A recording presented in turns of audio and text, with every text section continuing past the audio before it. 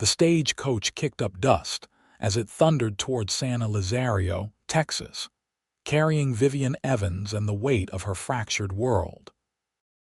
Her trembling fingers clutched the letter that had shattered everything, the final notice of eviction from the bank, demanding she vacate her family home within 3 days. 3 days to erase a lifetime of memories. 3 days to decide where a woman alone in 1876 could possibly go. Last stop before San Elizario, the driver called out, his voice barely audible over the pounding hooves and the rushing wind that whipped Vivian's chestnut hair across her face. The setting sun painted the landscape in hues of amber and gold, casting long shadows across the rugged terrain. Vivian gazed at the sprawling desert wilderness, her green eyes reflecting not the beauty around her but the turmoil within. At 26, she had already weathered more storms than most. The loss of her parents to fever 2 years prior, the discovery of her father's mounting debts, and now, the final blow, the loss of the only home she'd ever known. San Elizario appeared on the horizon, a small outpost of civilization amidst the untamed wilderness. The stagecoach slowed as it approached the dusty main street, lined with wooden structures, a general store, a saloon, the sheriff's office, and the small hotel where Vivian would spend what might be her last night in the region before heading. Where? She had no answer to that question. The coach lurched to a stop and the driver opened the door. "San Elizario, madam," he said, offering his hand to help her down. Vivian stepped onto the street, her boots sinking slightly into the dirt. She straightened her simple blue dress, brushed the dust from her sleeves, and lifted her small valise. This was all she had left: some clothes, a locket containing a portrait of her parents, and barely enough money to last a month. "Hotel's just yonder," the driver said, pointing down the street. "Thank you," Vivian replied, her voice steady despite her inner turmoil. The fading light cast long shadows as she made her way toward the hotel. The town was alive with evening activity: cowboys emerging from the saloon, merchants closing their shops, a few women hurrying home before nightfall. Vivian felt eyes on her. A woman traveling alone always drew attention in these parts. She was so lost in her thoughts that she didn't see the man until she collided with him, her valise tumbling to the ground. "My apologies, madam," came a deep voice as strong hands steadied her. Vivian looked up into the face of a tall man with sun-bronzed skin and striking blue eyes. His dark hair fell in waves beneath his worn cowboy hat, and several days' worth of stubble shadowed his jawline. He wasn't conventionally handsome. His nose had been broken at least once, and a thin scar crossed his left cheekbone, but there was something compelling about him. "The fault is mine," Vivian said, stepping back. "I wasn't watching where I was going." He crouched down to retrieve her valise, and when their fingers brushed as he handed it back, Vivian felt an unexpected jolt. "Name's Cole Xavier," he said, touching the brim of his hat. "New to San Elizario, Vivian Evans," she replied. "Just passing through." Something shifted in his expression. Concern, perhaps. "Not many places to pass through to from here, Miss Evans. San Elizario's pretty much the last stop before a whole lot of nothing." A gust of wind sent dust swirling around them, and Vivian tucked a strand of hair behind her ear. "I'm aware, Mr. Xavier. Nevertheless, I'll be moving on soon enough." He nodded, studying her with those penetrating blue eyes. "Well, Miss Evans, if you need anything while you're here, I've got a ranch just north of town. Ask anyone, they'll point you my way." "That's kind, but I'll be fine," Vivian said, more sharply than she'd intended. A half-smile played at the corner of his mouth. "Never doubted it for a second." He tipped his hat again. "Evening, Miss Evans." Vivian watched him walk away, his spurs jingling with each step. Something about Cole Xavier unsettled her, not in a threatening way, but in a manner that made her too aware of herself, of him, of the electric current that had seemed to pass between them. She shook her head and continued toward the hotel. She had far more pressing matters to attend to than pondering a chance encounter with a cowboy, no matter how intriguing he might be. The hotel was modest but clean. Vivian secured a room for 2 nights, all she could afford, and climbed the narrow stairs, her boots heavy on the wooden steps. Once inside her room, she set her valise on the bed and moved to the window, looking out at the darkening town. Tomorrow, she would need to visit the telegraph office to send a message to her distant cousin in St. Louis. It wasn't a plan she relished. Martha had never approved of Vivian's father's decision to move west, but she had few options.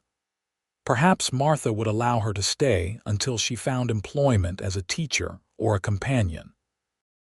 Vivian sank onto the edge of the bed, removed the letter from her pocket, and read it again, though she had memorized every word. The bank's language was cold, businesslike. They regretted to inform her that, due to outstanding debts, the property would be seized. No mention of the fact that this was her home, that her mother's roses still bloomed in the garden, that her father's books still lined the shelves. A sob caught in her throat, but she swallowed it down. Tears would change nothing. She had packed what she could carry and left the rest behind. The hardest part had been walking away from her mother's piano, the instrument far too large to take and worth too little to sell in a hurry. Exhaustion washed over her, and she prepared for bed, her movements mechanical. As she lay in the unfamiliar room, listening to the distant sounds of the saloon and occasional laughter from the street below, Vivian closed her eyes and tried not to think of tomorrow, or the day after, or all the days that would follow in a life suddenly stripped of its foundation. Morning arrived with harsh, golden sunlight streaming through the thin curtains. Vivian dressed in her second-best dress, a simple gray garment with white trim, and pinned her hair in a modest knot at the nape of her neck.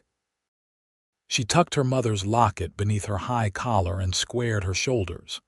Today, she would face reality and make plans for her uncertain future. The hotel's small dining room offered a simple breakfast, which Vivian ate quickly before setting out toward the telegraph office. San Elizario looked different in the morning light, busier, more purposeful. Wagons rolled down the main street, cowboys led horses to the livery stable, and merchants arranged goods outside their shops. The telegraph office was a small building near the town center. Vivian pushed open the door, setting a small bell jingling. A thin man with spectacles looked up from his desk. "Good morning, madam. What can I do for you?" "I need to send a telegram to St. Louis," Vivian said, approaching the counter. "Certainly." "That'll be 50 cents for 20 words, 5 cents for each additional word." Vivian nodded, calculating quickly. She needed to be economical with both her words and her limited funds. After several minutes of careful consideration, she wrote out her message to Martha. Father's debts, forced sale of home, seeking temporary lodging and employment, arriving by month's end if agreeable. Please reply. Vivian. 20 words exactly. She counted them twice to be sure. The telegraph operator read over her message and quoted the price. Vivian handed over the coins, feeling the weight of her dwindling resources. "I'll send this right away," he assured her. "If there's a reply, where can I find you?" "I'm staying at the hotel for the next 2 nights." As she turned to leave, the operator cleared his throat. "Pardon me, madam, but if you're looking for employment, I heard Mrs. Wilson at the general store might be hiring someone to help with the books. Her eyesight's failing, and her son's handwriting is worse than chicken scratch." Vivian paused. It wasn't a teaching position, but it was something. "Thank you for the information." Outside, the sun was climbing higher, promising another scorching day. Vivian made her way to the general store, hope fluttering tentatively in her chest. Perhaps she could earn enough to stay a bit longer, to gather her thoughts, to form a better plan than throwing herself on her cousin's reluctant mercy. Wilson's General Store occupied a prominent corner of the main street. Vivian smoothed her dress and entered, the familiar scents of coffee, leather, and dried goods greeting her. An older woman stood behind the counter, squinting at a ledger. "Good morning," Vivian said, approaching her. "Are you Mrs. Wilson?" The woman looked up, her faded blue eyes narrowing. "I am. What can I help you with, dear? I understand you might be looking for someone to assist with your bookkeeping." Mrs. Wilson studied her for a moment. "You have experience with figures." "Yes, madam. I kept all the accounts for my father's ranch." This wasn't entirely true. Her father had managed the finances until his death, and by then, the situation was already dire. But Vivian had always been quick with numbers and had done her best with what remained.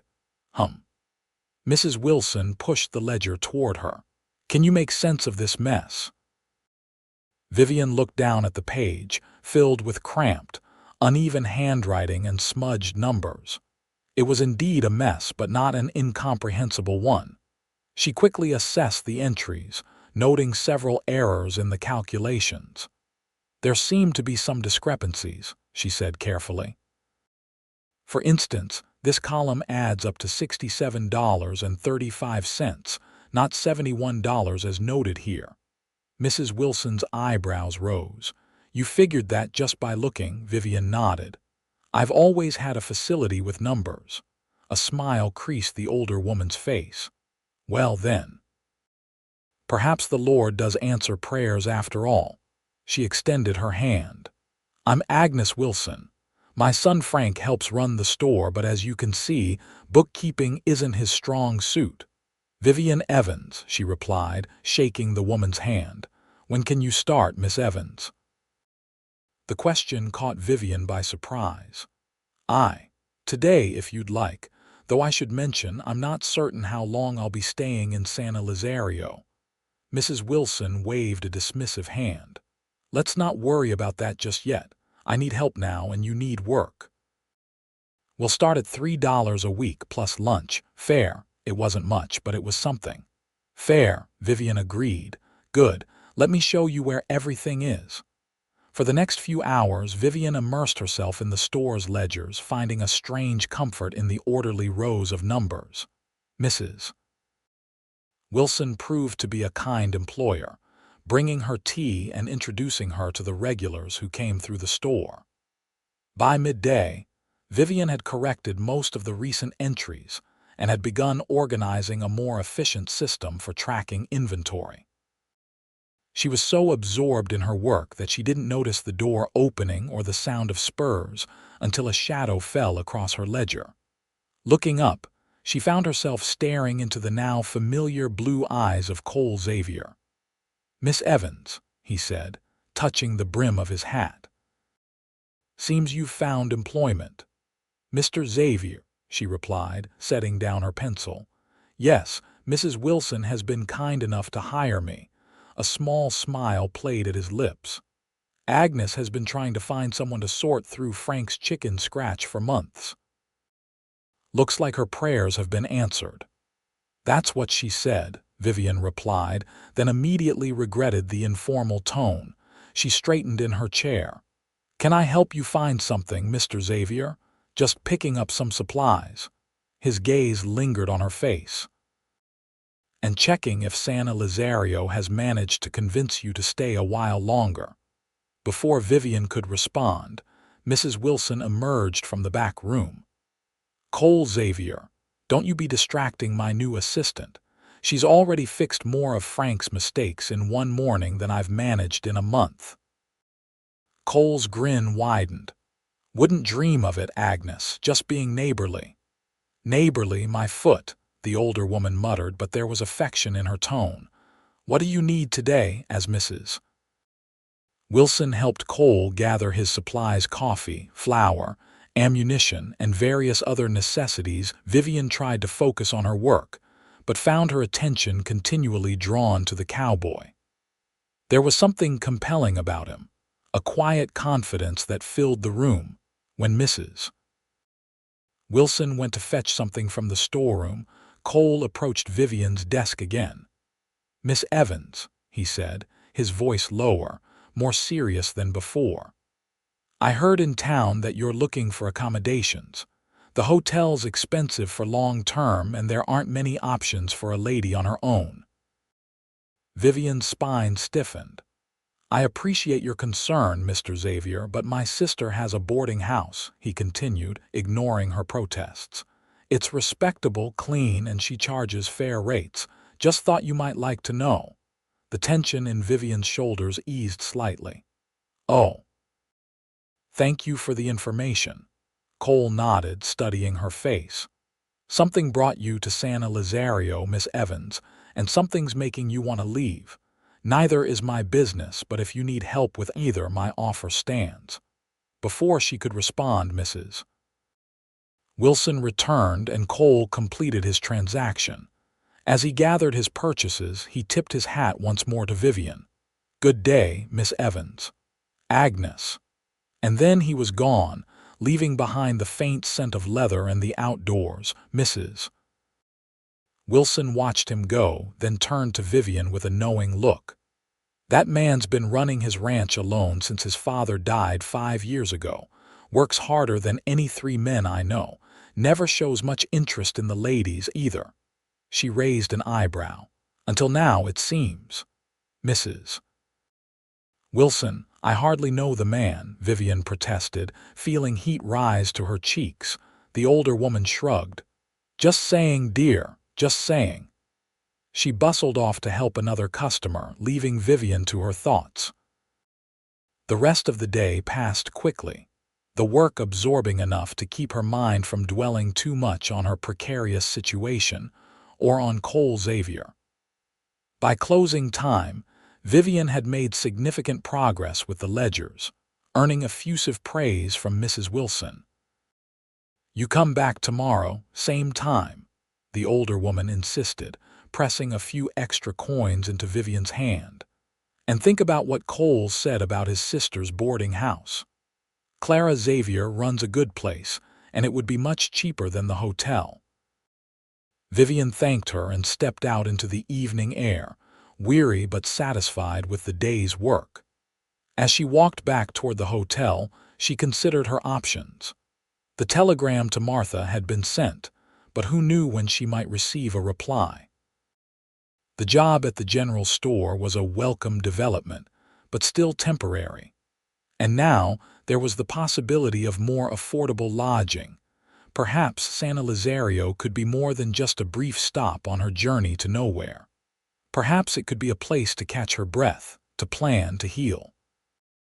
As she passed the saloon, raucous laughter spilled out into the street, reminding her of how alone she was in this town.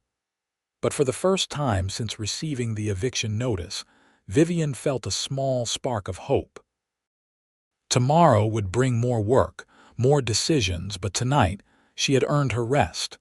The next morning dawned cloudy, promising a rare respite from the relentless Texas sun. Vivian dressed and breakfasted quickly, eager to return to the general store. As she was leaving the hotel, the desk clerk called out to her, "Miss Evans, there's a telegram for you." Vivian's heart quickened. A response from Martha already. She hurried to the desk and accepted the folded paper with a murmured thanks. Finding a quiet corner of the hotel lobby, she unfolded the message and read, "Regret cannot accommodate you. Stop. Husband forbids taking in relatives after incident with cousin George. Stop. Suggest seeking employment as governess. Stop. Martha." The words hit Vivian like a physical blow. She had never been close to Martha, but she had counted on at least a temporary haven. The refusal was clear, and the suggestion to seek work as a governess, as if such positions were readily available to women with no references, felt like salt in the wound. She refolded the telegram with trembling fingers and slipped it into her pocket. So be it. She would find another way. Outside, the clouds had thickened, and a cool wind swept down the street. Vivian pulled her shawl tighter around her shoulders and made her way to Wilson's general store, her mind racing with increasingly desperate plans. Mrs. Wilson greeted her warmly, noting immediately that something was amiss. "Bad news, dear." Vivian hesitated, then nodded. "A family matter." "Nothing to concern yourself with." The older woman gave her a penetrating look but didn't press. "Well, we've got plenty to keep you busy today, and I talked to Cole Xavier this morning. She does have a room available if you're interested." "I would be," Vivian said, relief washing over her. At least the boarding house would be more economical than the hotel. "Thank you for inquiring on my behalf." "Think nothing of it, dear. Now, let's see about those inventory lists." The morning passed in a blur of numbers and calculations. Vivian welcomed the work, losing herself in the methodical task of bringing order to chaos. It was nearly noon when the door opened, and a young woman entered, tall and slender, with the same striking blue eyes as Cole Xavier. "You must be Miss Evans," she said, approaching the desk with a warm smile. "I'm Cole Xavier. My brother mentioned you might be looking for lodging." Vivian stood and extended her hand. "Pleased to meet you, Miss Xavier. Yes, I am in need of accommodations." "Clara, please," the woman insisted, shaking Vivian's hand firmly. "I run a respectable boarding house just 2 streets over. $5 a week gets you a private room and 2 meals a day. No gentlemen callers in the rooms, no liquor, no coming in after 10 o'clock. Think you can abide by those rules?" "Easily," Vivian assured her. Clara's smile widened. "Wonderful. When would you like to move in? Today, if possible." "My arrangement at the hotel ends tomorrow." "Perfect. I'll have the room ready by this evening." Clara glanced around the store. "Agnes working you hard." Mrs. Wilson emerged from the storeroom with a snort. "Not half as hard as that brother of yours works himself. How is Cole?" "Still refusing to hire help for the spring roundup." Clara rolled her eyes. "Stubborn as ever. Says he can manage with just Miguel and the 2 hands he already has. I keep telling him he's going to work himself into an early grave, but he won't listen." The conversation turned to local matters: the price of cattle, the condition of the roads after the last rainfall, the upcoming town dance. Vivian listened, feeling both included and apart, a stranger absorbing the rhythms of a community that wasn't yet hers. When Clara left, promising to expect Vivian that evening, Mrs. Wilson nodded approvingly. "You'll like Clara's place. Clean as a whistle, and she's a fair hand in the kitchen. Not like some boarding houses I could name." "I'm grateful for the recommendation," Vivian said sincerely.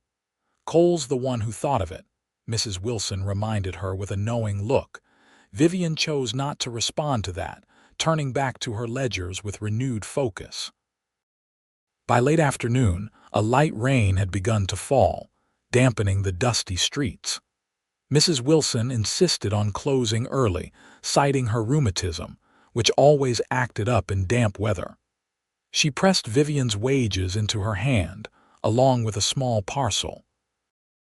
"A bit of soap and some lavender sachets," she explained when Vivian tried to object. "Every lady should have something nice for her room." Touched by the gesture, Vivian accepted the gift and hurried back to the hotel to collect her valise. The rain had intensified by the time she set out for Clara's boarding house, and she was thoroughly damp when she arrived at the neat 2-story building with a small sign reading "Xavier Boarding House" hanging beside the door. Clara welcomed her warmly, showing her to a modest but comfortable room on the 2nd floor. "Bathrooms at the end of the hall," she explained. "Breakfast at 7, dinner at 6. Sundays we have a late breakfast after church. Any questions?" "No, this is perfect," Vivian said, setting down her valise. "Thank you." After Clara left, Vivian unpacked her few belongings, arranging them carefully in the small dresser. She placed Mrs. Wilson's lavender sachets in the drawers and set her mother's locket on the bedside table. It wasn't much, but it was a start, a temporary haven while she figured out her next steps. Dinner was served in a cozy dining room downstairs. There were 3 other boarders, a middle-aged schoolteacher named Miss Perkins, a young telegraph operator called Mr. Simmons, and an elderly widow, Mrs. Green. The conversation was polite, if somewhat reserved, as they assessed the newcomer in their midst. Vivian was explaining her position at the general store when the front door opened, bringing with it a gust of rainy wind and the imposing figure of Cole Xavier. "Cole," Clara exclaimed. "What on earth are you doing here in this weather?" He removed his hat, water streaming from its brim. "Delivering those fence posts Johnson ordered. Got caught in the downpour." His gaze fell on Vivian and something in his expression shifted. "Miss Evans, settled in all right?" "Yes, thank you," she replied, acutely aware of the other boarders' curious glances. Clara bustled about, taking her brother's wet coat and hat. "You'll stay for dinner. I won't have you riding back to the ranch in this weather." He didn't protest, merely nodding and taking the empty seat which, Vivian noted with a mixture of dismay and something else entirely, was directly across from her. The meal resumed, but the dynamic had shifted. Cole's presence seemed to fill the room, though he spoke little. When he did contribute to the conversation, his comments were thoughtful and often laced with dry humor.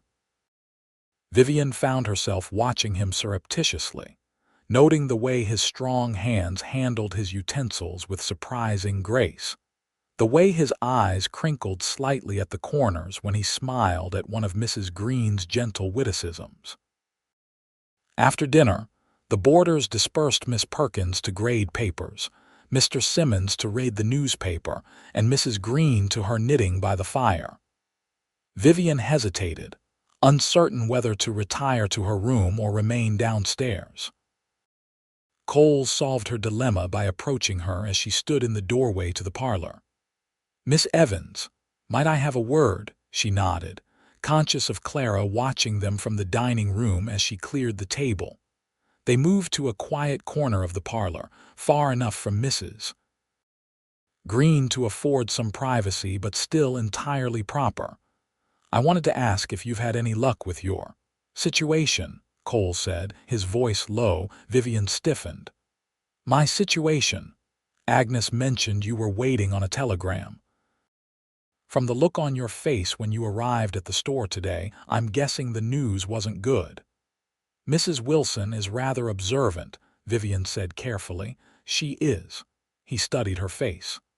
"Look, Miss Evans, I'm not trying to pry. But if you're in some kind of trouble—" "I'm not in trouble, Mr. Xavier," she interrupted. "At least, not the kind you're implying. I've simply experienced a reversal of fortune and am adjusting my plans accordingly." He held her gaze for a long moment, then nodded. "Fair enough. But my offer stands if you need help. You only have to ask." The sincerity in his voice caught her off guard. "Why would you help a stranger?" A half smile curved his lips. "Maybe I don't want you to stay a stranger."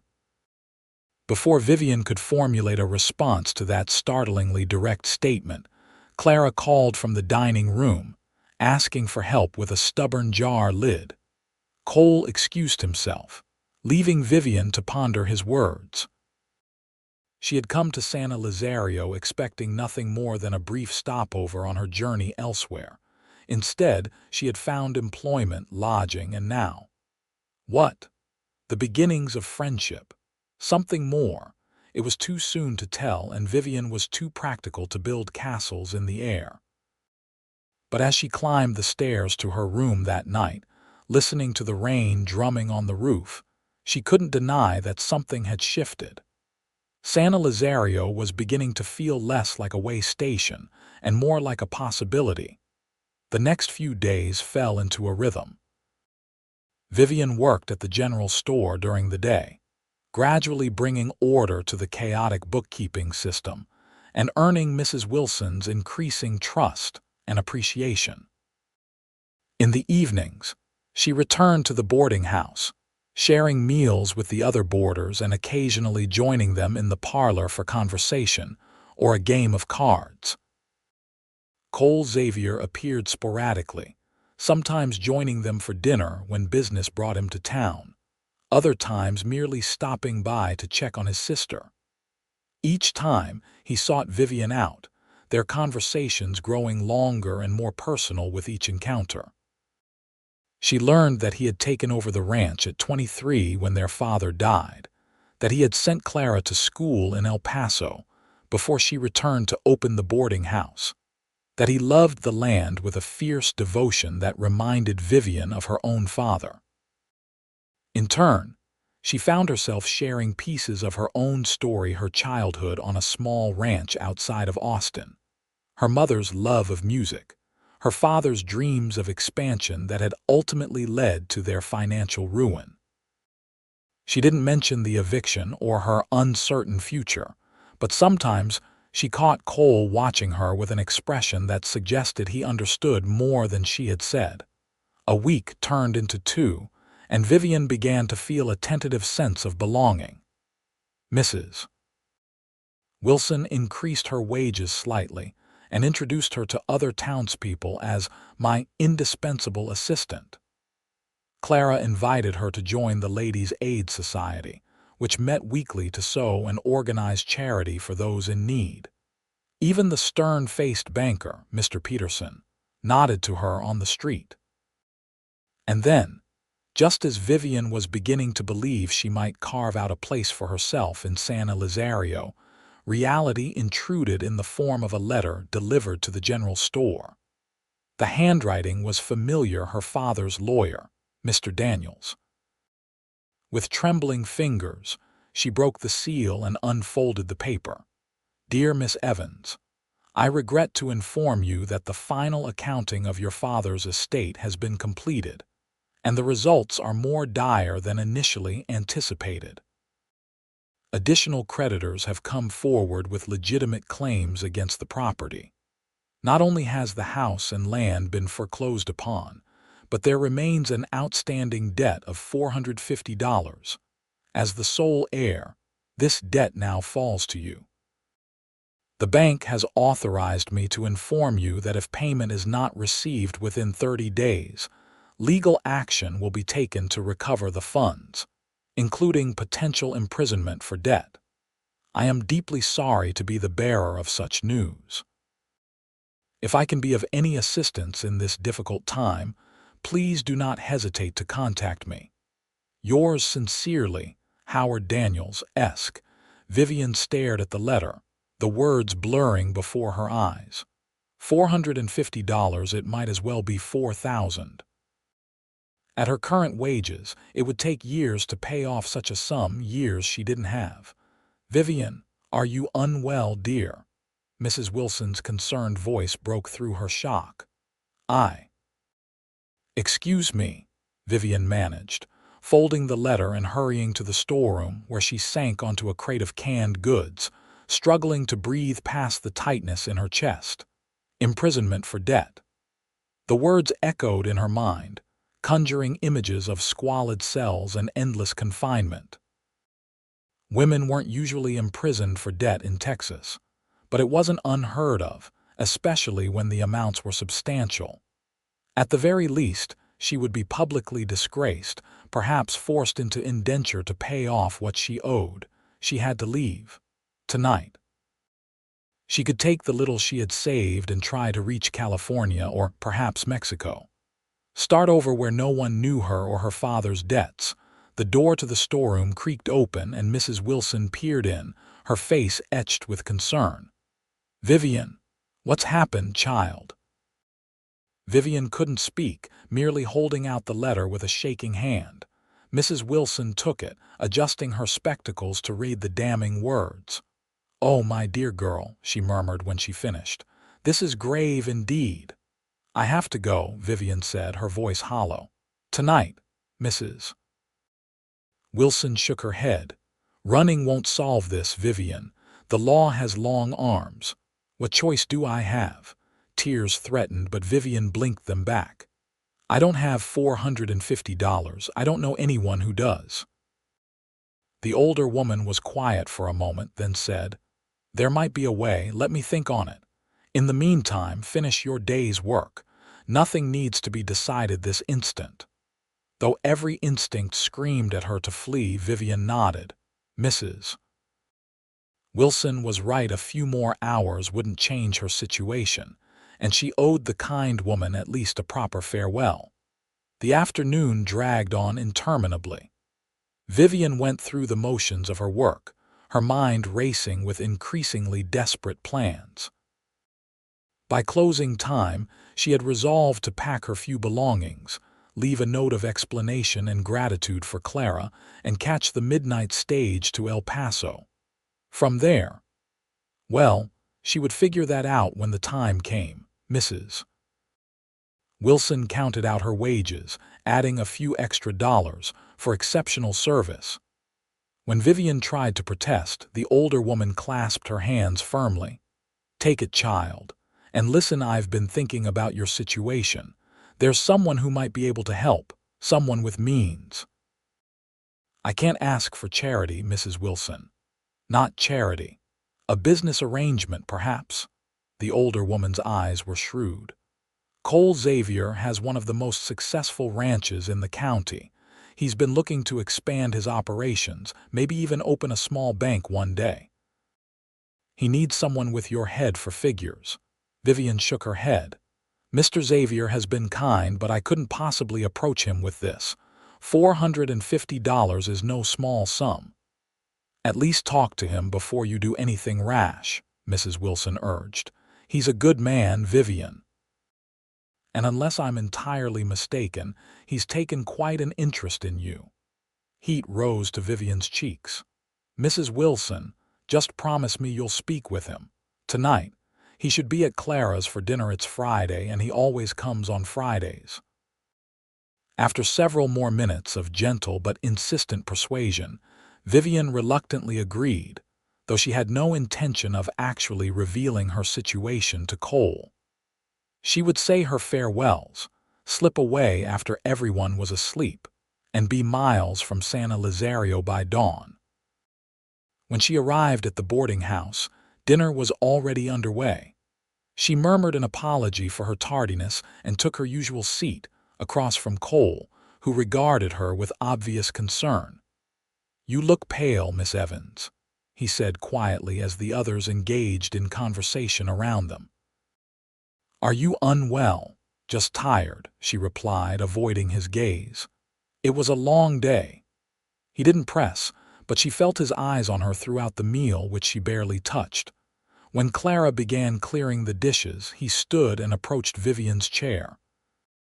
"Would you care to step onto the porch for some air, Miss Evans? The evening's quite mild."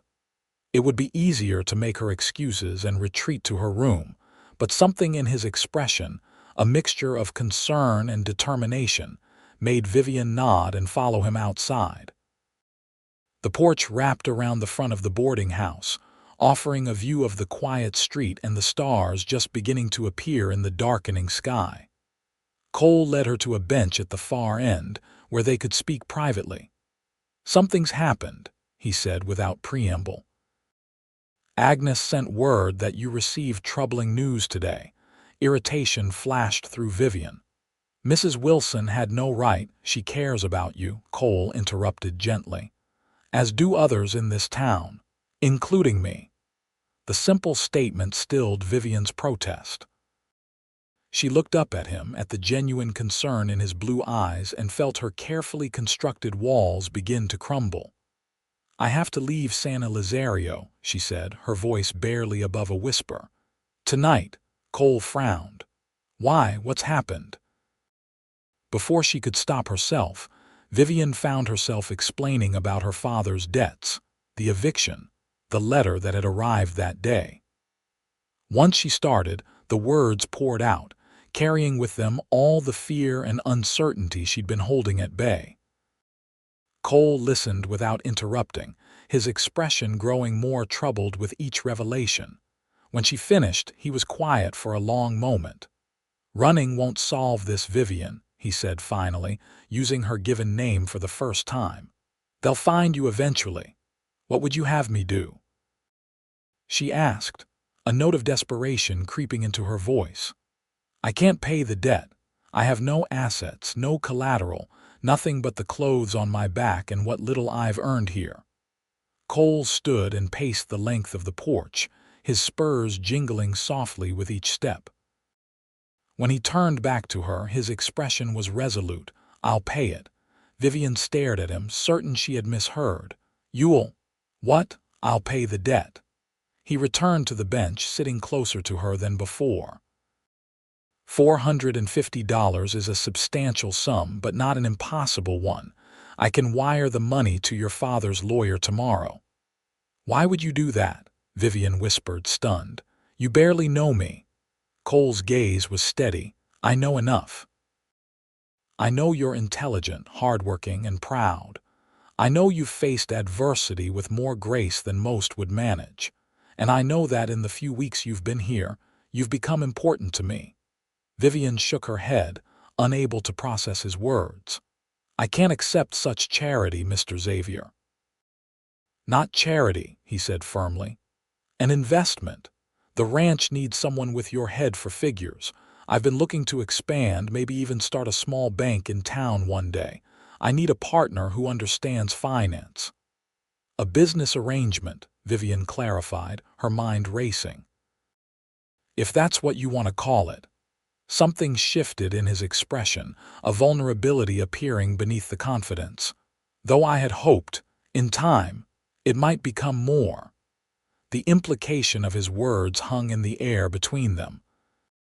Vivian's heart pounded in her chest as she searched his face, looking for any sign of deception or ulterior motive. She found only sincerity and something else, something that made her breath catch. "I can't let you take on my burdens," she said finally. "It's too much to ask." "You're not asking. I'm offering." He took her hand, his rough palm warm against her skin. "Stay, Vivian, let me help you. We can figure out the rest as we go." Tears pricked at her eyes. "I've already lost everything once. I don't know if I can risk it again." Cole's thumb traced gentle circles on the back of her hand. "That's the thing about starting over. You get to decide what to bring with you and what to leave behind. The debts, the shame, the fear, we can leave those behind. The strength, the intelligence, the courage, those you bring forward." A tear slipped down Vivian's cheek. "And what if it doesn't work? What if I can't be what you need in a business partner or anything else? Then we'll figure that out too." He reached up, gently brushing the tear away. "But I think we both know there's something here worth exploring, don't you?" In that moment, with the stars emerging above them and the gentle sounds of the town settling into evening, Vivian felt a shift inside her, as if something that had been tightly wound for years was finally releasing. The prospect of starting over had seemed terrifying when she faced it alone, but with Cole beside her, it took on a different quality. Not an ending, but a beginning. "I don't want to be indebted to you," she said softly. "Then we'll draw up a proper business agreement. You'll work off the investment through your contributions to the ranch and whatever ventures we pursue together." His lips curved in a half-smile. "I'm not offering charity, Vivian. I'm offering partnership." The way he said the word partnership carried implications beyond business, and they both knew it. Vivian took a deep breath, weighing her options. She could flee into the night, always looking over her shoulder, always afraid. Or she could stay, accept Cole's offer, and see where this unexpected path might lead. "I'm being forced to leave everything behind," she said, her voice steadier now. "My home, my past, the life I thought I would have." Cole's expression softened. "Then we'll start over together," he said simply. The words hung in the air, a promise and an invitation. Vivian looked into his eyes and saw not pity but respect, not charity but genuine affection. And something else, something that made her heart skip a beat, hope. Slowly, she nodded. "Together," she agreed, and felt the weight of the world shift ever so slightly from her shoulders. The following weeks passed in a whirlwind of activity. True to his word, Cole wired the money to Mr. Daniels the very next day, including a firmly worded letter stating that any further claims against Vivian Evans would be met with legal scrutiny. The response came swiftly: acknowledgement of payment in full and assurance that Miss Evans's obligations had been satisfied. Vivian continued working at the general store during the day, but now spent her evenings at the Xavier Ranch, helping Cole organize his accounts and develop plans for expansion. The ranch was larger and more prosperous than she had imagined: nearly 2,000 acres of good grazing land, several hundred head of cattle, and a comfortable if somewhat neglected main house. "My mother died when Clara was just 10, Cole explained as he showed Vivian around the property for the first time. "Since then, it's been more of a place to sleep than a proper home." The house had good bones, solid construction, large windows, a wide porch that wrapped around 3 sides. But it lacked the feminine touches that turned a house into a home. The curtains were faded, the furniture arranged for function rather than comfort, and the kitchen showed evidence of a bachelor's minimal cooking skills. Clara visited once a week to give the place a thorough cleaning, but her duties at the boarding house prevented her from doing more. Vivian found herself making small changes, rearranging furniture, adding wildflowers in mason jars, organizing the chaotic kitchen cupboards.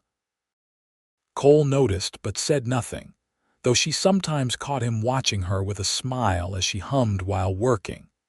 Their business relationship was formalized with a proper contract, drawn up by the town lawyer and witnessed by Mrs. Wilson and Sheriff Taylor.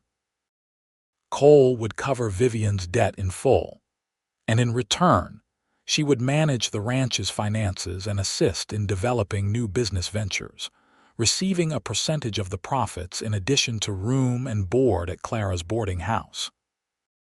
"This seems very generous," Vivian had said when Cole proposed the terms. "It's practical," he replied. "You have skills I need and I have resources you need. A fair exchange."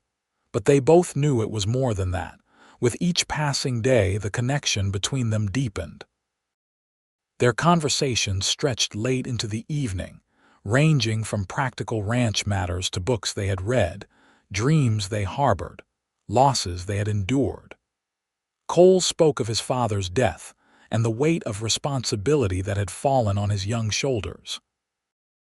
Vivian shared stories of her mother's music and her father's larger-than-life personality. 2 months after Vivian had arrived in San Elizario, Cole invited her to accompany him to the town's summer dance. It wasn't explicitly stated as a courtship, but when he appeared at Clara's boarding house in his best suit, hat in hand, and a small bouquet of wildflowers extended toward Vivian, there was no mistaking his intentions. "You look beautiful," he said simply, when she descended the stairs in her one good dress, a blue cotton that Clara had helped her alter to better fit her slender frame. The dance was held in the town hall, decorated with paper lanterns and ribbons for the occasion. It seemed all of San Elizario had turned out, from the youngest children to the oldest grandparents. Mrs. Wilson beamed at them from her seat near the refreshment table, and Clara winked at Vivian as they passed. Cole was not a natural dancer, but what he lacked in grace he made up for in enthusiasm. Vivian found herself laughing as he spun her through a lively reel, his face alight with a joy she had rarely seen there. During a slower waltz, he held her closer, his hand warm at the small of her back. "I never much cared for these town gatherings before," he admitted, his voice low enough that only she could hear. "Always seemed like a waste of an evening that could be spent doing something useful." "And now?" Vivian asked, looking up at him. His blue eyes held hers. "Now I'm beginning to see the appeal."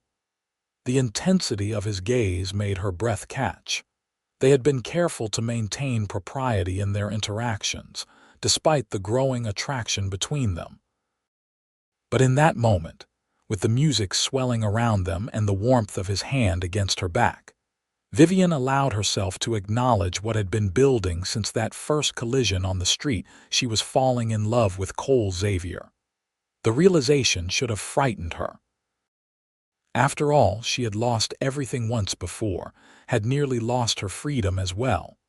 Opening her heart meant risking loss again. And yet, looking up at Cole's face, she found not fear but a sense of coming home. The dance ended too soon, and Cole escorted her back to the boarding house.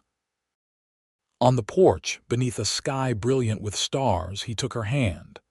"I have something to ask you, Vivian," he said, his voice uncharacteristically hesitant. "Something I've been wanting to ask for weeks now." Her heart quickened. "Yes. The business arrangement we have, it's working well. The ranch accounts have never been in better order, and the plans for expansion are sound."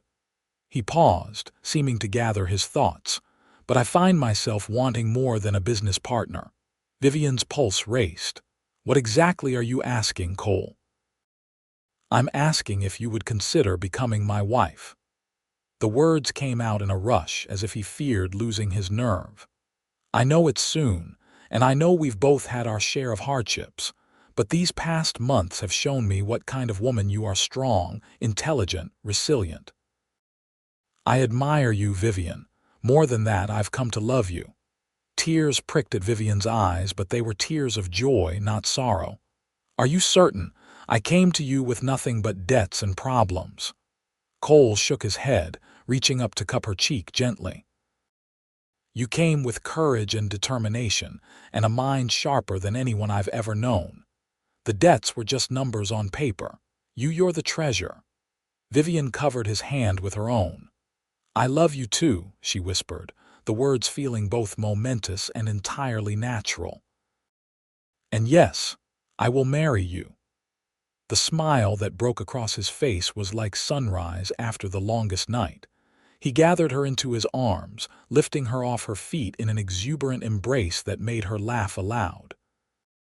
When he set her down, his expression grew serious again, and he leaned forward slowly, giving her time to pull away if she wished. She didn't. Their first kiss was gentle, a promise and a beginning, sweet with the taste of new love and shared dreams. When they finally parted, Cole rested his forehead against hers. "We'll build something remarkable together, Vivian. Not just a ranch or a business, but a life." "A new beginning," she agreed, her heart full to bursting. "For both of us." They were married 3 weeks later in the small church in San Elizario. Clara stood as Vivian's maid of honor, while Miguel, Cole's foreman and oldest friend, served as best man. Mrs. Wilson wept openly throughout the ceremony, and even the stern Mr. Peterson was seen to dab at his eyes when the couple exchanged their vows. Vivian wore a new dress of ivory satin, ordered specially from El Paso, with her mother's locket around her neck. Cole, unaccustomed to formal attire, looked both uncomfortable and impossibly handsome in his black suit and string tie. The celebration afterward was joyous, a feast laid out in the town square, music and dancing lasting well into the evening. It seemed the entire town had embraced their love story, the unlikely union of a woman who had lost everything and the rancher who had helped her rebuild. Later that night, as they drove the wagon toward the ranch, now, Vivian gazed up at the star-filled Texas sky and marveled at how much had changed in such a short time. From despair to hope, from isolation to connection, from loss to love. "Having second thoughts, Mrs. Xavier?"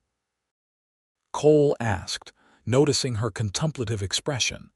The name still felt new, a gift she was only beginning to unwrap. "Not at all," she assured him, leaning against his shoulder. "Just thinking about how different my life is now from what I imagined when I first arrived in San Elizario." He wrapped an arm around her, keeping the other hand on the reins. Better or worse, infinitely better. She looked up at his profile, outlined against the night sky. I came here with nothing, thinking I was just passing through. Instead, I found everything I never knew I wanted. Cole pressed a kiss to her forehead. We both did. The ranch house had been transformed in preparation for their arrival. Clara and the ladies from town had spent days cleaning, mending curtains and arranging flowers in every room. The neglect of years had been swept away, replaced by warmth and welcome. As Cole carried her across the threshold, Vivian felt a sense of rightness, of belonging. This was home now, not because of the walls and roof, but because of the man beside her and the life they would build together. And build they did. Over the next year, the Xavier Ranch flourished under their combined efforts. Cole's practical knowledge of cattle and land, paired with Vivian's financial acumen, proved a powerful combination. They expanded their herd, purchased additional grazing land, and even opened a small lending office in town, offering fair terms to local ranchers and merchants who had previously been at the mercy of banks in El Paso. Their personal happiness matched their professional success. Though they had their share of disagreements, Cole's tendency toward overwork clashing with Vivian's insistence on proper bookkeeping. For instance, they always found their way back to common ground, stronger for having navigated the differences. When Vivian discovered she was expecting a child the following spring, Cole's joy knew no bounds. He immediately began expanding the house, adding a nursery adjacent to their bedroom and a larger kitchen where Vivian could teach their child to bake the bread and pastries she had learned from her mother. Their son, James Thomas Xavier, was born on a crisp October morning in 1878, with Clara and Mrs. Wilson fussing over mother and child while Cole paced the porch, alternately praying and cursing until the sound of a newborn's cry sent him rushing inside. "He has your eyes," Vivian whispered as Cole held their son for the first time, his large hands cradling the tiny form with infinite tenderness. "And your spirit, I'd wager," Cole replied, his voice thick with emotion. "Poor child won't know a moment's rest with the two of us as parents." Vivian laughed, exhausted but happier than she had ever been. "He'll know love, though, every day of his life." As James grew, so did their family's prosperity. The lending office expanded into the Xavier Bank of San Elizario, with Vivian serving as its manager and Cole overseeing the continued growth of the ranch. They became known throughout the county for their fair business practices and generosity toward those in need. 3 years after James's birth, they welcomed a daughter, Eliza Agnes Xavier, named for Cole's mother and the woman who had helped bring them together. Mrs. Wilson, by then retired from the general store and living in a comfortable house provided by the Xaviers, was appointed honorary grandmother to both children and spoiled them shamelessly. Life wasn't without its challenges. A severe drought tested the ranch's resources. Illness swept through the town, claiming several lives, though thankfully sparing the Xavier family. And occasional conflicts with rustlers required Cole's steadfast vigilance. But through it all, Vivian and Cole faced each obstacle together, their partnership in business and in life growing stronger with each trial overcome. On their 10th wedding anniversary, Cole surprised Vivian with a piano, similar to the one she had been forced to leave behind in Austin. It had been transported all the way from St. Louis at considerable expense and effort, arriving just in time for their celebration. "How did you manage this?" Vivian asked, running her fingers reverently over the polished wood. "Miguel's brother works for the railroad," Cole explained, watching her face with evident pleasure. "And it seems our bank has some influence with the shipping companies these days. Tears filled Vivian's eyes as she sat on the bench and played a few tentative notes. The music filled their home, a home built on love, trust, and the courage to begin again when all seemed lost. That night, after the children were asleep, and the house quiet except for the soft ticking of the grandfather clock in the hall, Vivian and Cole sat on the porch swing, watching the stars appear one by one in the vast Texas sky. "Are you happy, Vivian?" Cole asked, his arm around her shoulders, his voice reflective. She turned to look at him, the same strong, steady man who had once said, "Then we'll start over together," when her world was crumbling around her. The years had added a few lines to his face, a touch of silver at his temples, but his blue eyes still held the same mixture of strength and tenderness that had captured her heart. "Happier than I ever imagined possible," she answered truthfully. "You gave me more than a fresh start, Cole. You gave me a home, a family, a purpose." He shook his head, drawing her closer. "You had those things in you all along. I just provided the opportunity for them to flourish." "Always the modest one," she teased, resting her head against his shoulder. "Hardly," he chuckled. "I'm well aware of my greatest achievement, convincing the smartest, most beautiful woman in Texas to marry me." Vivian laughed, the sound carrying on the evening breeze. "I suppose we'll have to call it a mutual victory then. We saved each other." As the night deepened around them and the lights of San Elizario twinkled in the distance, Vivian reflected on the journey that had brought her here, from desperate flight to joyful belonging, from loss to abundance. The road hadn't always been smooth, but every step had led to this moment, this life, this love. "We did indeed," Cole agreed, pressing a kiss to her temple. "And we'll keep doing so every day for all the days to come." In the quiet house behind them, their children slept peacefully. Before them stretched the land they had nurtured together.